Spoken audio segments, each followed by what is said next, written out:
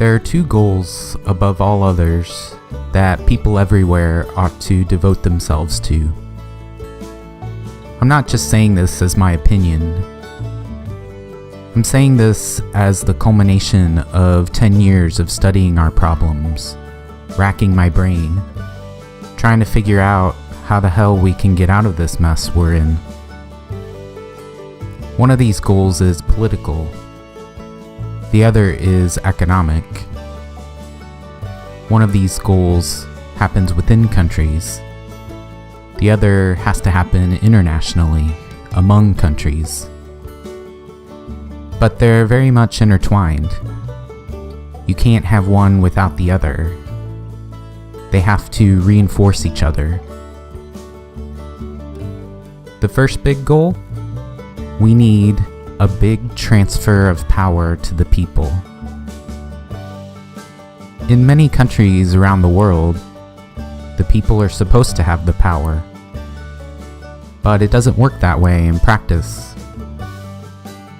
The political parties have the power. Corporations have the power. Here in the United States, we're stuck in an increasingly bitter 50-50 stalemate. The two parties make us think we're standing up for our ideals and values. But what's really happening is they're pitting us against each other to negate the power that we the people are supposed to have. They get to keep fanning the flames, winning easy re-elections in gerrymandered districts. They get to keep buying the policies they want with their superior resources. Meanwhile, nearly all the work that we the people throw into politics is canceled out by the other side. All the formidable power we the people are supposed to have in this democracy we love goes to waste. We can't solve our problems as long as the people power we're supposed to have is squandered like this. We can't solve our problems as long as our political discourse automatically sorts every issue into two competing camps. The monopoly of Republicans and Democrats over our politics has got to go. There's a lot that people agree on, especially our desire to rein in the excesses of our politicians and corporations. But we're blocked from dealing with that because we aren't united in a people's party.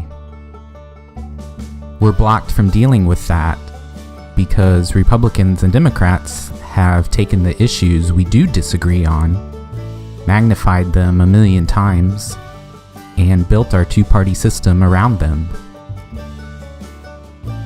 We can still have our disagreements, but we need to work on those within a united party that truly puts the interests of the people first. It doesn't matter what you believe or how strongly you believe it. It's not in your best interest to use those disagreements to keep us divided.